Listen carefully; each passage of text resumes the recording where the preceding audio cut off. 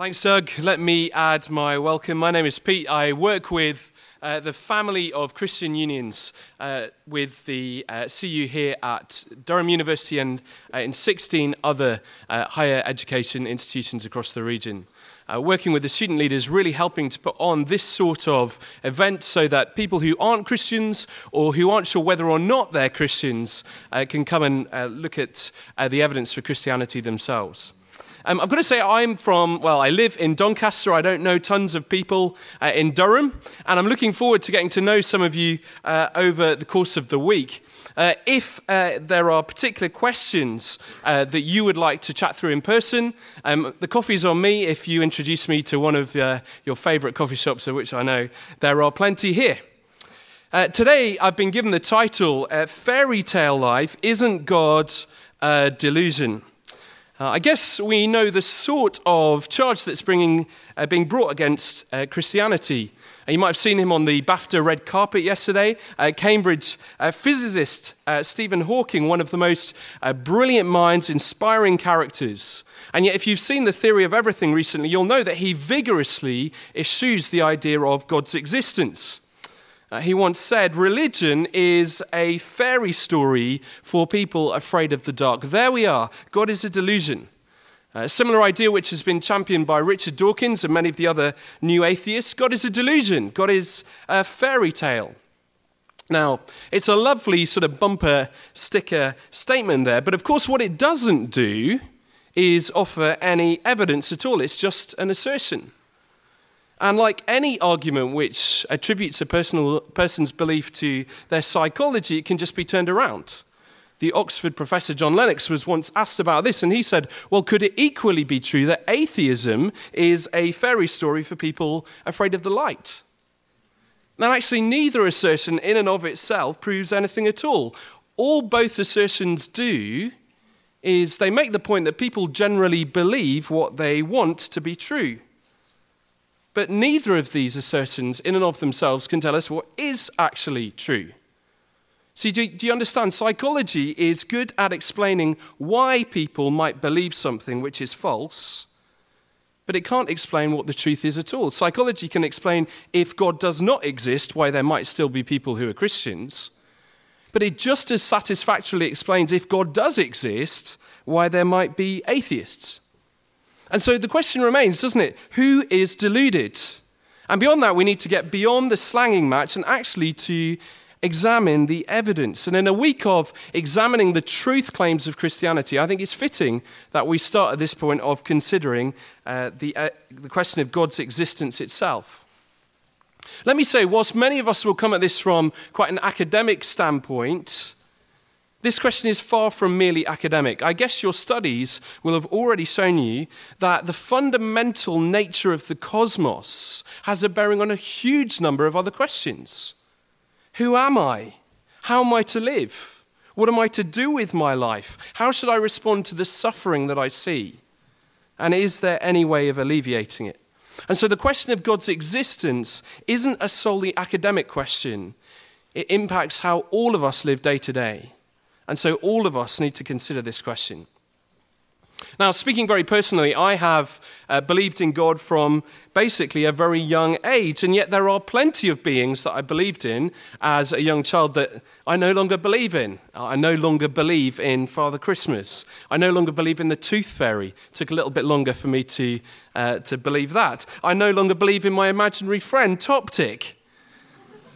And so as I've grown up, I've left these imaginary beings behind. Why can I not let go of God? Well, I want to suggest three areas in which I believe God's existence makes sense of the evidence. It makes sense of the universe, it makes sense of our lived human experience, and it makes sense of the resurrection of Jesus from the dead. And I want to treat them in an order whereby I think the evidence is increasingly compelling for God's existence, and also which have been increasingly important in my own story. You might like to think of it as two whispers of God's existence, and then one spoken word. First then, here's the whisper. God's existence makes sense of the universe. Now, I don't want to say a massive amount of this, as Professor David Wilkinson gave a brilliant big question lunch bar here on Friday. I guess many of you will have been here. If you weren't, you can access the audio through the CU website. But I do want to just say a couple of things, though, because I think the existence of the universe is important when it comes to the question of God. Clearly, the question of origin is important. We've already mentioned Stephen Hawking, the eminent professor who has been so inspirational and who's added so much to human knowledge. But I'd have to question this statement of his. He says this.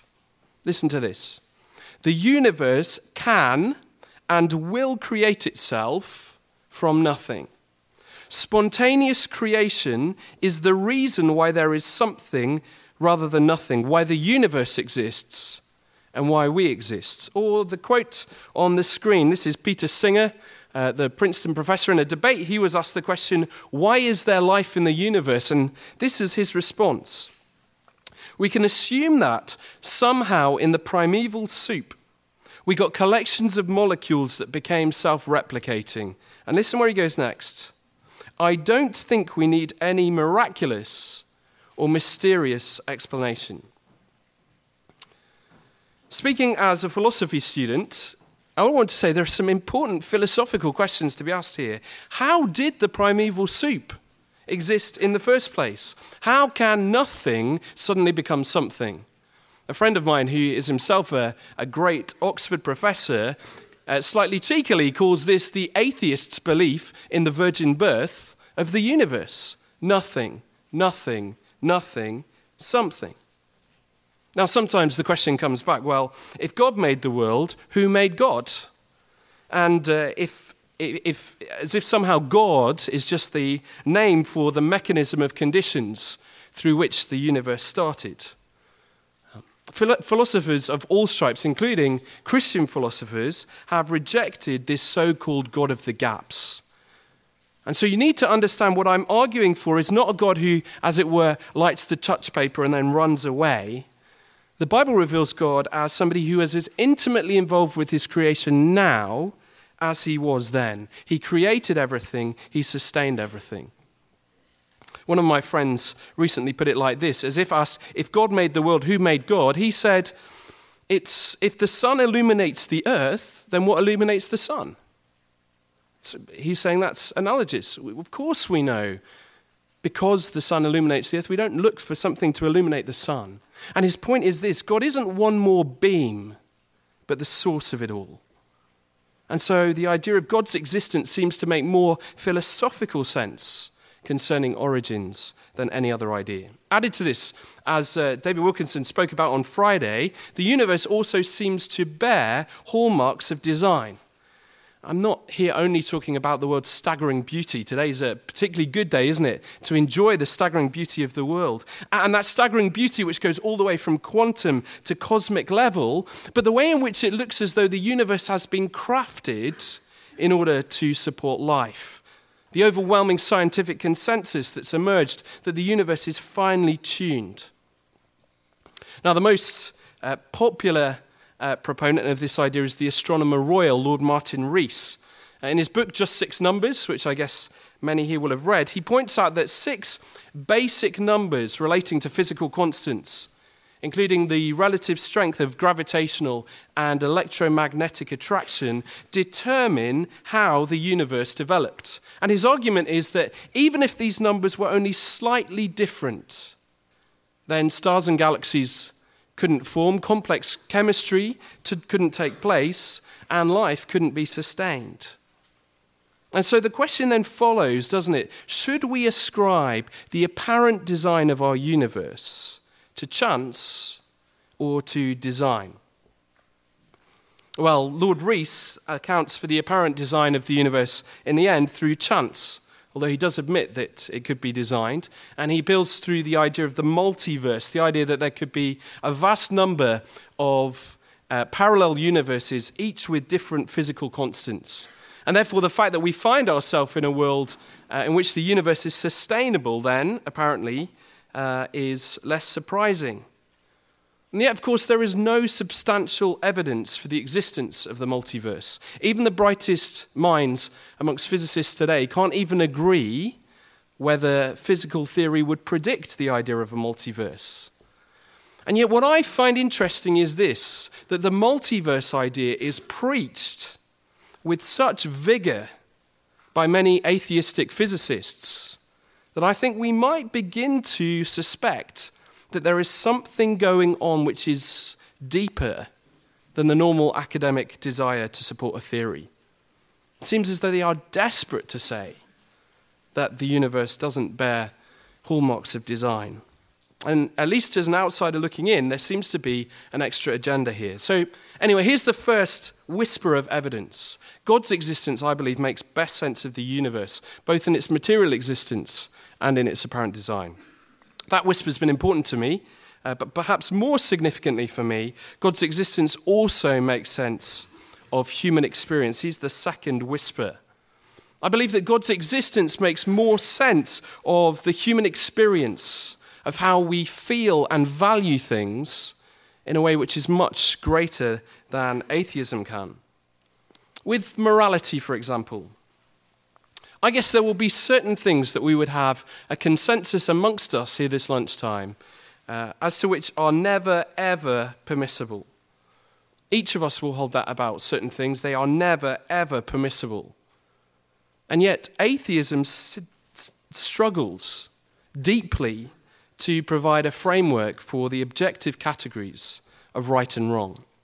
Consider, for example, what's going on in the picture here, the case of violence or inciting violence against an individual or a group of people merely on the basis of the colour of their skin. I guess there's not a person here that would say that's permissible, that it's right to incite violence against somebody merely on the basis of the colour of their skin. And yet atheism struggles to provide any answers as to why this should be the case. And that's because atheism's more fundamental problem is that it can't ultimately provide any answers as to whether human beings are ultimately valuable. Logically, there are only two options as to what makes human beings valuable. We can either believe that there is something inherently true of all human beings which makes us valuable. That's known as intrinsic human value. Or we can say humans are valuable not because of something that's intrinsically true to them, but something that we ascribe to them. That's known as extrinsic human value. Now, in order to make the statement that it is never possible to instigate violence merely on the person, it's never permissible to instigate violence merely on the basis of the colour of a person's skin, humans need to hold intrinsic human value. We need to be able to say not just society says this is wrong, or I feel deeply uncomfortable when this happens, but there is something about human beings which means that it is never permissible to perform this action. But do you see the problem? In order to be able to claim objective intrinsic human value, there needs to be a source transcendent to human beings from which we derive our value. The American Declaration of Independence absolutely believes in the intrinsic value of humans. It says this: we hold these truths to be self-evident that all men, and we might add all women, are created equal and that they are endowed by their Creator with certain unalienable rights. Meanwhile, atheist Richard Dawkins concedes it is pretty hard to defend absolutist morals on grounds other than religious ones. I want to go further and say, look, it's not pretty hard, Richard. It's impossible. That's just morality. We could look at other experiences of human life which atheism can't seem to make sense of. The way that we live our lives as if they matter with purpose. Our drive for love, which seems to be more than just being about an exchange of chemicals. The list goes on. And yet, according to atheism, we come from nothing. We will go to nothing. Ultimate reality is nothingness. And therefore, atheism has quite literally nothing to offer to human beings, despite the fact that we find ourselves instinctively living for something. One writer puts it like this on the screen. I love this quote.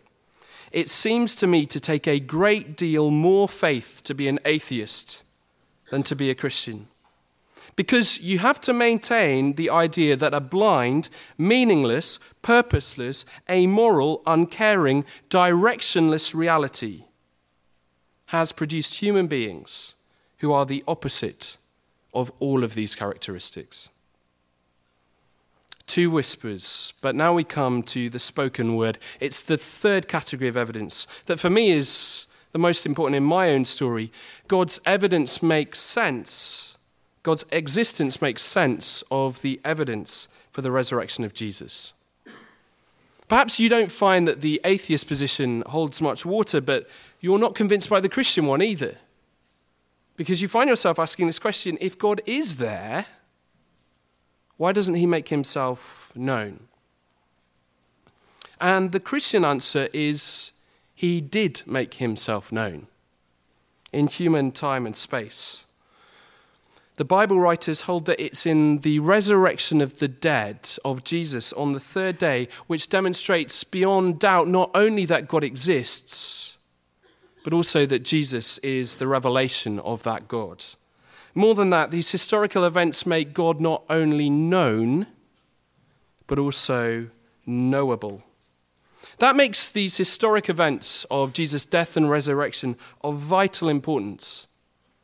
In one Bible chapter, the Bible writer Paul says, if Jesus was not raised from the dead, then, as one paraphrase puts it, all that Christians have staked their lives on is smoke and mirrors. Now, we don't have a large amount of time to investigate the evidence now, and you might want to pursue this further in the question time, but there are 5 key pieces of evidence concerning the resurrection of Jesus. I've got to say that virtually all scholars, regardless of their faith persuasion, Christian, Muslim, atheist, Jewish, accept all 5 of these facts, though of course they interpret them differently.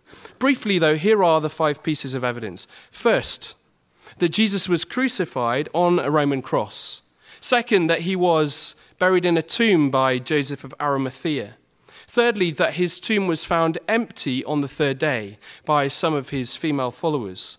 Fourth, that the claim that individuals and groups over the next 40 days claimed to have seen the resurrected Jesus. And fifth, the fact that the claim that God had raised Jesus from the dead was news that spread like wildfire across the known world between about 33 and 63 AD. Virtually no scholar of any stripe denies any of these facts.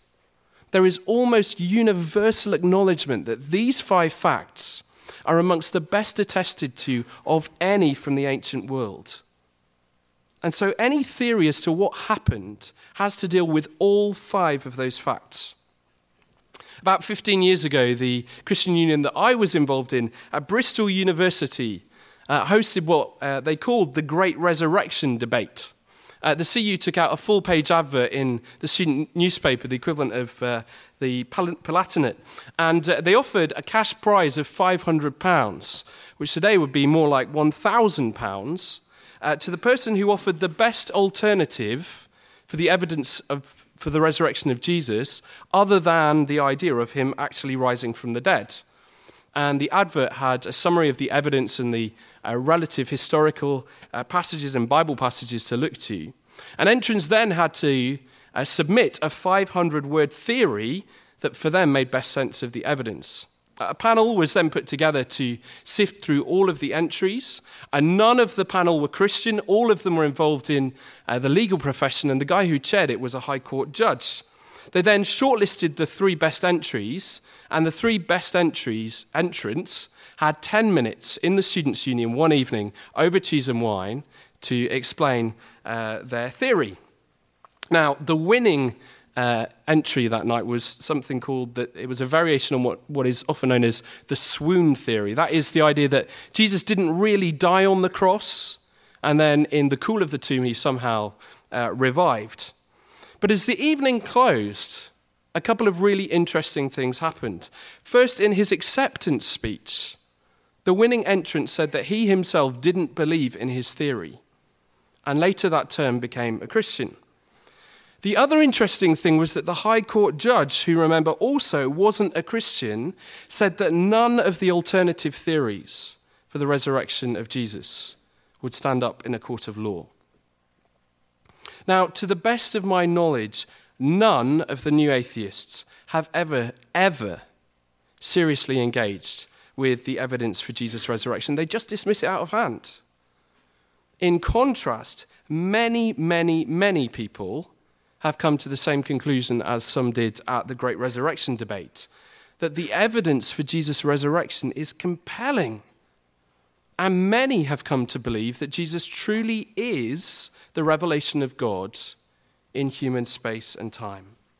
And ultimately, it's that piece of evidence which has caused my belief in God's existence to remain firm, even as I've given up believing in other imaginary beings. I believe passionately that we live and our hearts cry out for ultimate meaning and justice. We find ourselves living as though those things are realities. We find ourselves living as though we live in a theistic universe that makes sense of those categories. And centuries ago, the Apostle Paul declared to the philosophers of Athens that there would be a day in which God judged the world through the man he had appointed, Jesus Christ, and that he'd given assurance to all people through raising him from the dead. Let me say, the resurrection of Jesus constitutes for me and for millions, if not billions, of other Christians around the world, the central evidence on which we base our faith. Faith not merely that atheism is a delusion, but also that our desires don't mock us, that purpose and justice and meaning are real. The alternative to me seems utterly untenable, that we live in a universe with a virgin birth in which nothing exploded, that the apparent design to the universe is an illusion, that human justice and purpose and value are also illusory. And then the tremendous gymnastics that are required to explain the evidence for Jesus' resurrection from the dead. I have abandoned belief in the Easter Bunny and in Father Christmas and Prince Charming, and the list goes on. But I find myself unable to walk away from the God of the Bible. In summary then, I believe the intellectual case for Christianity is very strong. We've only scratched the surface of the evidence this lunchtime, and we'll be exploring other elements of it this week. But before I get ready to hear your questions and comments, I want to pose a final question to you, and that's this. Is it really, honestly speaking, hand on heart, is it really intellectual obstacles that are preventing you from embracing Christianity? Be honest. Could it perhaps be something else? Is it really intellectual questions that are the issue? Or could it just be that you don't like the idea of living in a universe in which there is a God? This week of events is called This Is Life. The Christian Union have put this week on because we believe Christianity to be true with a big T, but we also believe that Jesus reveals a God who is better than our wildest dreams. A God who is love, a God who loves each of us, a God who has ultimately moved heaven and earth in order that we might be reconciled to him and to know him, who makes sense of our reality and who causes us to come alive. Wherever you're coming from this week, at whatever point of your journey you are, we hope that you'll be spurred to investigate further. Doug.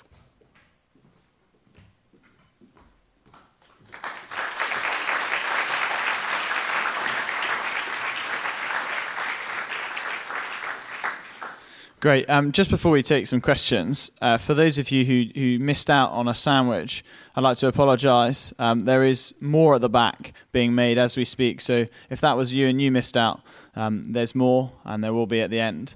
But anyway, to questions. Pete, the first one is, what is wrong with saying that humans are invaluable and the result of random chance? What is wrong with the idea of saying that humans are invaluable and a result of random chance?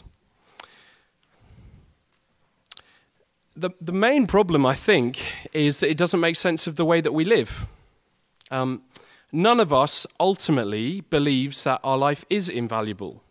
And none of us lives as though the people that we love and the people that we know are invaluable either.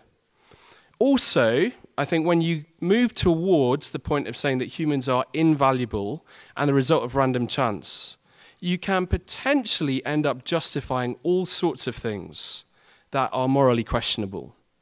Particularly, it might be possible, you can see, how somebody holding that point of view would say, well, for the greater good, given that humanity doesn't have this sort of value, this sort of action is permissible. I believe that it's morally suspect. I believe that it doesn't make sense, ultimately, of the way that we feel about ourselves, of our loved ones, and ultimately of those around us as well.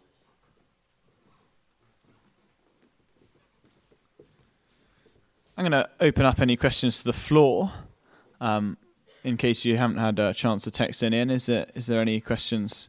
Is there any brave people on the floor who are going to stick that? Oh, yes, at the back.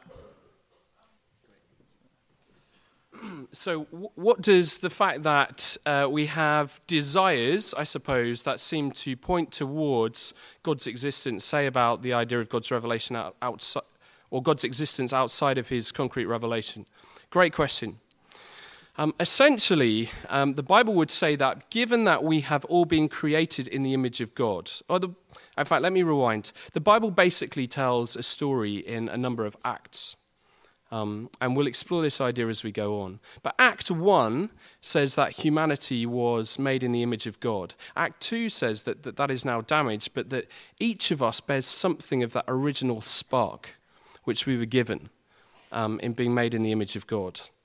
And that means that each of us ultimately find ourselves living and holding valuable to us things that ultimately only make sense in the light of God's existence. So we've looked at a few of those these lunchtime. The fact then that we have desires which seem to resonate very strongly with the Christian message could be approached from two directions. One, you could say, well, this is just mere psychology. You've invented a story that seems to match your desires. The Christian answer would be no, it's that the desires that we have don't mock us, but are ultimately fulfilled in God. And so certainly part of our human lived experience is that we have desires that can only be satisfied in God. We can taste something of that through our lived human experience.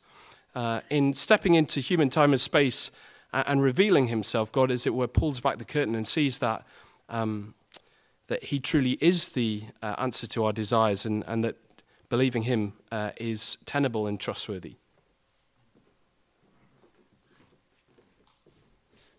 Any more questions from the floor?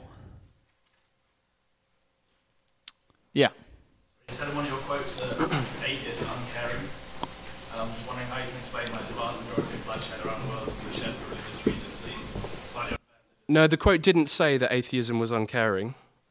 It says, in fact, that actually the atheist universe would seem to be an uncaring one, but that doesn't seem to make sense of the fact that humans are often caring.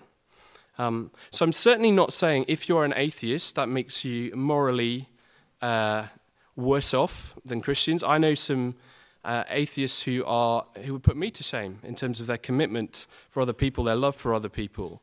I'm absolutely not saying if you're an atheist, you have a lower moral standard or anything like that. What I am saying is that atheists who seem to have a desire for a very high morality don't have a worldview that can explain that impulse towards living in that way. Does that make sense? Yeah. Anyone want to come back on that one? Okay, we'll go to a question from the text. What's illogical about agnosticism? Perhaps we are unable to achieve answers. Perhaps we're unable to achieve answers. Perhaps, but perhaps not. And the Bible would contend that actually agnosticism is not an ultimate position which we can hold, without at least first having considered the evidence for God's existence, particularly that concerning God's revelation from the dead. The point is that all philosophical positions rest on certain axioms, okay? Axioms are things which we hold to be self-evidently true, the sorts of things that we just say, well, of course this is true. And all of us will hold things to be axiomatically true. Nobody can stand outside of their axioms as they come to investigate anything, including the truth of Christianity. Agnosticism does have its own axioms, but often I think they are not very, they don't have very much warrant in life. They often tend to actually come from a position of a philosophical laziness, of not being willing actually to investigate the evidence for themselves. And so, whilst I think it's possible to say, well, God could be there, and it could be that he's there, but he hasn't revealed himself, that's not the Christian claim. And the Christian claim would say that God's evidence is abundantly clear as to his existence for those who will take the time to come and look at it for themselves.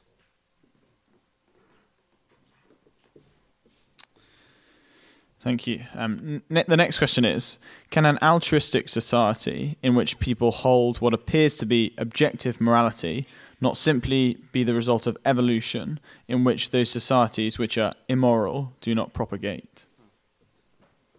Okay, so could it be that we live as though ultimate moral standards exist, and we live as though there is objective morality, but that ultimately has been something which is societally driven? In other words, this sort of extrinsic human value or extrinsic morality which comes. Morality, it's not about right and wrong, it's more a case of what society has learnt is best for individuals and for communities as right and wrong, but not actually resting in objective reality. I mean, I'd go back to what I said before. Actually, we don't feel as though that's very satisfactory. When I went to Auschwitz and visited there a few years ago, I couldn't come away thinking, well, I'm happy to feel as though what the Nazis did was wrong. And, maybe that's just my feeling, or maybe that's just what society is telling me. No, when I was there, absolutely everything was screaming inside me. This is horrific. This is wrong. And so you either come at a point where ultimately you say that these desires by which we live by mock us, or they have some sort of transcendent reference outside of themselves, to which Christianity would say ultimately is the living, relational God who's made himself known in the person of Jesus. It doesn't seem to make any sort of sense when we try and reduce that to a mere extrinsic morality.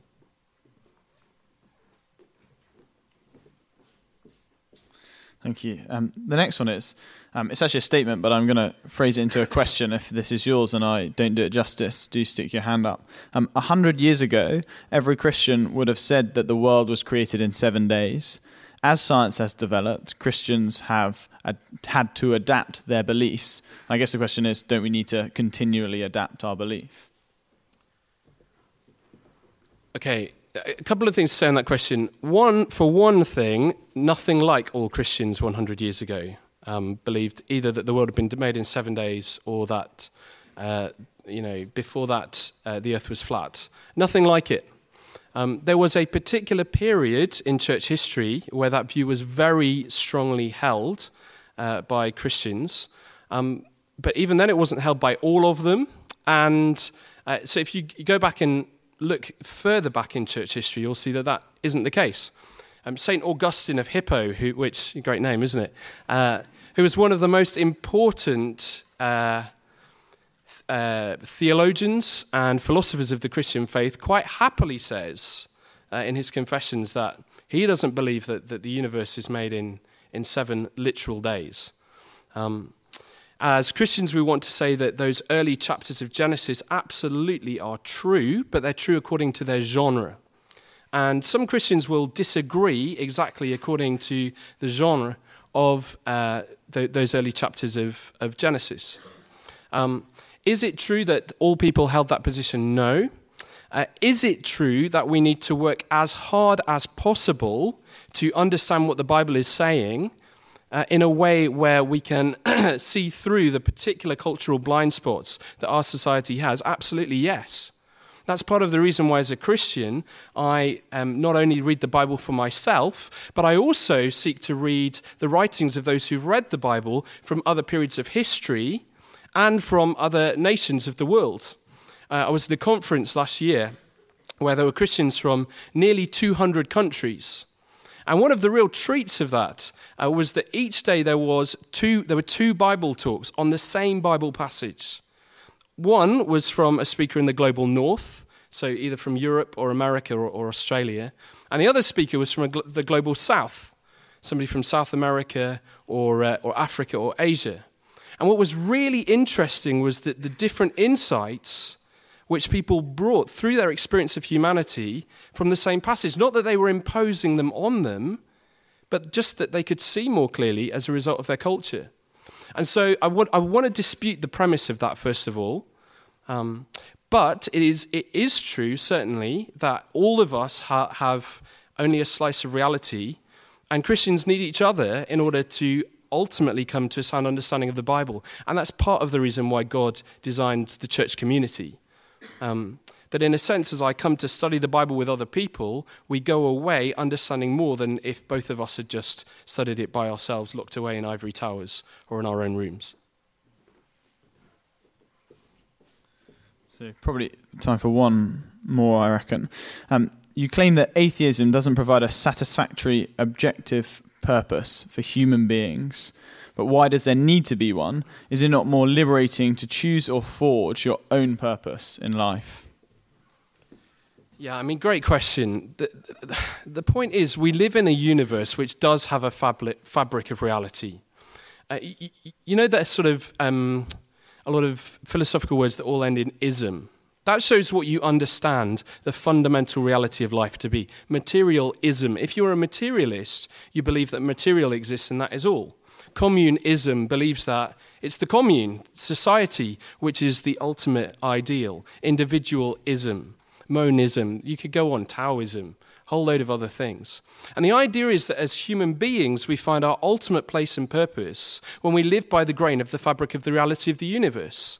And therefore, if there is a God who created us, and if particularly that God is the Christian God, a Trinitarian God who's eternally been community and who created us in order that we might have relationship with him and with one another, true freedom comes when we resonate and live according to that reality. We're going to be thinking about this a lot more on Thursday when we think about, won't Christianity cause me to lose out on my freedom?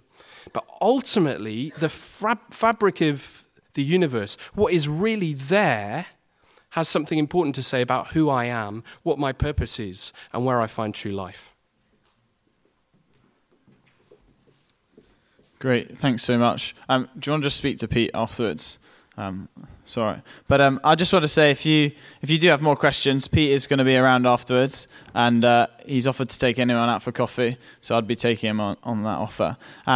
Do come back tomorrow. We're going to be making more sandwiches, and to that end, if you take out this piece of paper here, the size of your bed sheet, I suppose, do write down your comments. We know there's not enough sandwiches, so maybe don't write that. But anything else that you wanted, that you liked, you didn't like, and at the bottom there, I'd like to be contacted about 3 different things: the Christian Union, Jesus, or local churches. If what you've heard today has sparked an interest, please do jot your name down, your phone number, your email, college, and we'd love to be in touch. Secondly, Pete's mentioned the other events that are coming up this week. That's this flyer. On the back, the red side, we've got a whole host of events. Every lunchtime this week, 1:10 a free lunch and another talk. So tomorrow we're going to be looking at why do Christians insist they're right, entitled Arrogant Life. In the evenings, we've got other talks on why listen to Jesus above everyone else. If that's something you're interested in, please do ask the friend that brought you. But finally, thanks very much for coming. I hope to see you tomorrow or later in the week. Thank you.